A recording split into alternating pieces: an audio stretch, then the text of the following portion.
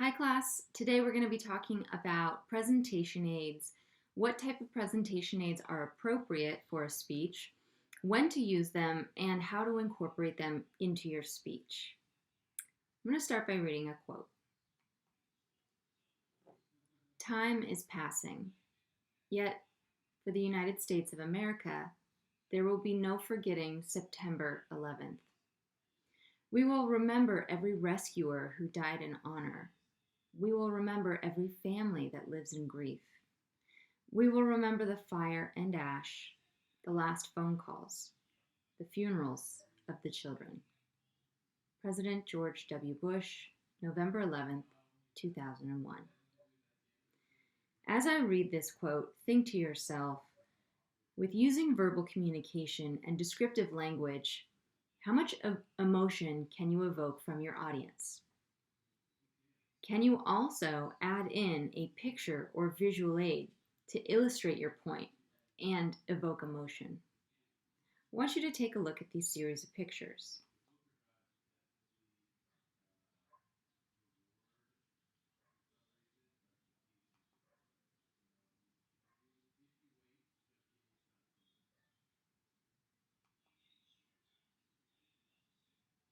After looking at the pictures, how much emotion did you feel? What was more emotional for you, the quote or the pictures? What do the pictures add to your presentation? We can argue that adding pictures or presentation aid can help the audience understand your message and evoke more emotion depending on your subject. So in addition to your language, you might want to consider adding a presentation aid. So there are many benefits to presentation aids. The first benefit is it increases the audience's understanding. I can describe to you the events of 9/11, but if you weren't there, or if you were very young and you weren't able to see the news briefs on television, you might not fully understand what it was like. But maybe I can show my audience pictures or videos to increase their understanding. It helps simplify complicated topics. Oftentimes, with some of our speeches, we're touching on complicated topics. We might also bring in statistics, facts, and information. In this situation, you might want to bring in a presentation aid, something that would increase the audience's understanding of this complicated topic. And of course, it helps your audience remember a message. Maybe I can describe a tsunami wave and what that looks like, but I could also show you a picture and increase your understanding. So these are some benefits of presentation aids. More benefits of presentation aids include increasing your credibility as a speaker by providing some supporting evidence in facts, charts that display data and facts, in pictures, or even in demonstrations. It helps you improve your delivery and reduces your anxiety. If you have a presentation aid, like let's say a poster board, you can refer to items on your poster board during your speech. Make sure that you always practice with your presentation aid. And presentation aids are great because they do help you keep track of your points. If you're using a PowerPoint, it will definitely help you keep track of your points because you can't really get out of order if you're using the PowerPoint presentation. You can also use charts or you can make your own posters. For example, maybe you wanted to give an informative speech on how to change a car tire. I might want to bring in a poster board with all of the elements of how to change a car tire. I could show you the tools that you need, where to find them, how to actually jack your car up, and then how to remove and replace the old tire with the new tire. This would obviously be a great way to incorporate a presentation aid into your speech. So there are different types of visual aids that you can use for your speech. You can use two-dimensional visual aids. So these are the most common types of presentation aids. This would include things like pictures, maps. Flip charts are often used, usually in the workplace or sometimes in when you're going to do group work, you might use flip charts. You can definitely use poster boards for class. And then for our very last speech, the persuasive speech, I will ask you to make a PowerPoint presentation. But that is the only speech where you will be using PowerPoint. Let's say I wanted to give a speech about hurricanes that occurred in Puerto Rico. I might want to show you where Puerto Rico is.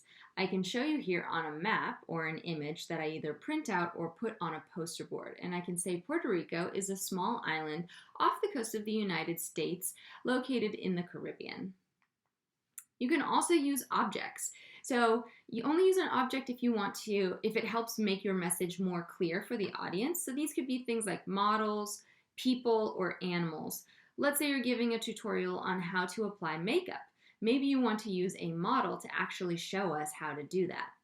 If you're a part of the EDM program at Moorpark College, they have animal shows where they will tell you about different animals, and they'll actually bring out one animal at a time and describe the elements of this animal. You can also use objects. Let's say you're going to give a demonstrating speech on how to do CPR. You might want to actually bring in a CPR dummy and then show us how to make compressions on the dummy's chest. Remember, if you're using people or animals, they can be unpredictable. I would say if you're at home giving your speech over Zoom, you can probably use your animal and then maybe pass your animal off to somebody that could walk your animal to another room. But if you are giving a speech in a classroom, always be sure to ask your professor if it's okay to bring in the animal before class. Most of the time, it's probably not a great idea. And the same goes for people. If you are going to use a live model for your speech, make sure that you choose someone that's reliable and ask your teacher beforehand so that they know that an additional person is coming to class that's not registered for the class. And as always, objects are a great item to bring to class. Maybe you're giving a speech on how to bake a cake. And what you want to do is actually show the audience the ingredients that you would use for the cake. So maybe you want to have all your ingredients already ready to go, and you can hold up, you'll need flour, sugar, eggs, etc. for your recipe. All right, so the final type of presentation aid is a sensory aid. So this is an aid that appeals to our other senses other than sight. So taste, smell, hear, or touch. Maybe you want to play 30 seconds of a song if you're giving a speech about an artist. If you're in a classroom and you want to bring in something for the audience to taste. I had a student give a speech on how to make beef jerky, and he actually made the beef jerky and brought in little Ziploc bags so the students could sample his beef jerky recipe. You can also bring in fabrics or things that the audience can touch. Be careful not to distract your audience. So, similar to a baby at their birthday party, if you give the audience something during your speech, they will pay attention to that object instead of paying attention to you. So remember, your audience is like a 1-year-old baby. Don't give them any sensory aids until you're ready to refer to those aids in your speech. I would always suggest maybe waiting towards the end of the speech to pass something out. Also, if you want to hand something out to your classmates, make sure you know how many people are in the class and everybody has an object versus taking one object and passing it around the room, which could take a really long time, and some students might not actually see that object. All right, so when do you use presentation aids? To enhance or substitute words to increase audience understanding. You can do this during demonstrations. You can add pictures and videos. I'm going to ask for this class that you don't add videos to your speech because all of our speeches are very short.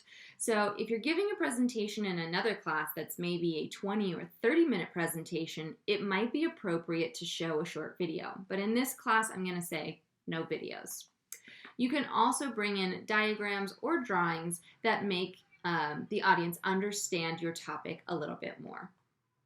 So some ways that you can display data or facts, you may find charts online.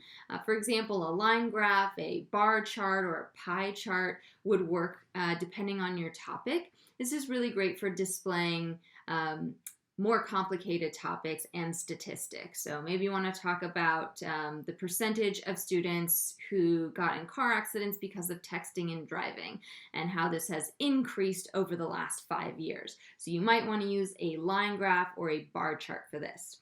You can make your own charts in PowerPoint, or if you find a chart online and you want to use it, just make sure that when you print that presentation aid, it's not pixelated or too blurry. So make sure that we can actually read the data that you are printing out and that it's large enough for the audience to see. Also, you don't want to give the audience too much information because you don't want to overcomplicate your topic. You want to make this easier for the audience to understand. All right, so more on effective presentation aids can be found if you read the document in Canvas titled Presentation Aid Do's and Don'ts. This will give you some do's and don'ts for objects, poster boards, and PowerPoints. Okay, so for your very last speech in the class, I would like you to make a PowerPoint. And here are my 5 simple tips for making a nice, clear PowerPoint presentation. I think it's important to have this skill because when you move on, usually in the workforce, you will be giving some sort of presentation. And PowerPoint is a great skill to have. All right, so the first one is your message. Make sure that your slides aren't too busy and that you only have one message or one topic per slide. I would suggest having one slide for each of your main points. Make sure that you are only including short bits of text. So you don't want to copy paste long quotes or paragraphs onto your PowerPoint. What will happen is you as a presenter will end up reading off of your PowerPoint, and you don't want to do that. So instead, make sure that your sentences are very short. I would say maybe 6 or 7 words at the most. I would prefer short words and phrases here. So as you see on my PowerPoint presentation, I just have really short points. So the next thing that you want to do is include some fun images. So your audience will be looking at your PowerPoint during the speech. You want to include things that make the message clear to the audience. Maybe you're giving your speech on Kobe Bryant and you want to include some pictures of Kobe in your speech. So use images when necessary. Make sure that if you include an image, you actually refer to the image. So make sure that you talk about the image. This is a picture of Kobe Bryant after he won the championship game. Do add animations. So an animation isn't an image. It is how your information is introduced on the screen. So if you watch my points here, I can make them appear one point at a time. So these are called animations. So you want to make sure to add these animations in so that we only see the information you are talking about, and then you aren't giving us all your information at one time. All right, so contrast. Make sure we can easily see the information on your PowerPoint. So make sure to use contrasting colors and things that are easy for the audience to see. You don't want to use anything too busy, and you don't want to use any colors that would be distracting for the audience, like a bright yellow or maybe something that's against a background that we can't see. All right, tip number 4, size and color. Don't use too many colors in your PowerPoint. Use a color theme. PowerPoint is great in that you can actually choose a theme and it will keep you within those 6 colors for your entire presentation. I've chosen a plain white background here with green trim and then brown and orange writing. Limit your colors to about 5 or 6 colors and always put your most important information in the largest font on the screen. So if you notice, my title says 5 PowerPoint tips, but my font size is a little bit smaller, and I want you to focus on the fact that I'm going over number 4, tip number 4. So I made that font a little bit larger so that the audience will look at that information on the slide first. All right, so this is where you would go to choose your color scheme here on PowerPoint. You click on Design and you'll be able to choose your color scheme. And the 5th point is objects and layout. You always want to have a title slide. So remember, you're going to start your speech with an attention-grabbing statement. But we don't want the attention getter, let's say it's a picture, to be ruined if it's up on the screen for everyone to see. So it's best if you include a title slide with the title of your speech and your name. Then you can go into your speech right after that. Limit the amount of slides you're using for this particular class. So I would say 5 or 6 slides at the most. You can use less or a little bit more, but remember, I'm really grading you on your speech delivery, and the PowerPoint is a very small percentage of your grade. It's only worth 5 points out of 100. And so you don't want to focus on the PowerPoint too much. The PowerPoint should be there to help guide you through the speech, to make the topic clear, and help you with your organization, not distract the audience. So remember, you're giving a presentation, not a PowerPoint. All right, so use short phrases and include a few pictures, and use 6 or less bullet points. So make sure that you're not putting a bunch of information on your screen. You want to limit the information that you offer us. If you look here, I only put about 5 points on my screen. All right, so I'll give you an example of a former student. He gave a speech, and it was titled LeBron vs. Kobe by Jesse James. So let's see if we like this PowerPoint. All right, this was the student's first slide, physical skills and attributes. It does list the players' names. We have Kobe and LeBron. It lists their height and weight, but that's all the information there. It doesn't really say anything else on the screen. So I might add a little something about their physical skills. Stats don't lie. This slide is a little bit confusing. We see that there are a lot of stats here, but we're given all of this information all at one time. Also, we don't know which stats belong to which player. So a great way to solve this problem would be to put the players' names on the screen and then have the statistics show up one at a time using those animations in PowerPoint. This is the student's third slide. As you see, we have LeBron, Kobe. We also threw Michael Jordan in there. It kind of looks like these images were maybe just grabbed off of Google and copied and pasted into the PowerPoint. It doesn't really say much about the speech, and again, we have all of the statistics listed, but the stats are different than the stats on the previous slide. So this is making it more confusing for the audience. And here's the final slide, All Hail King James, which tied in nicely to the student's conclusion, and I actually think that this slide is okay because it went along with the student's verbal message. So overall, I would say this PowerPoint is a little disjointed. There's only a couple of slides and the information is a little confusing. And it looks to me like maybe the student spent 10 to 15 minutes putting this PowerPoint together and didn't put a lot of thought into it. Here's an example of a really great PowerPoint that a student used. This speech was an informative speech about book banning.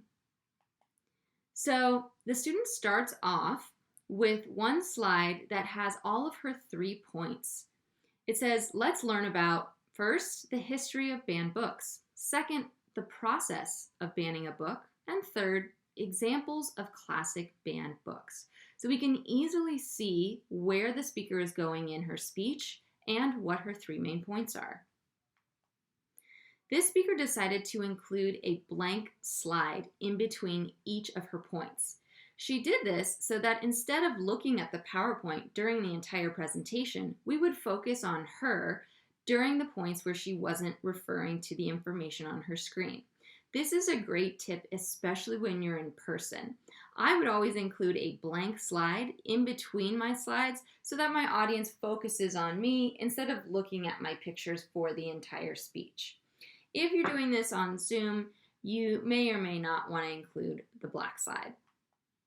All right, so the first main point is the history, and this student gave us some simple definitions of why books were banned.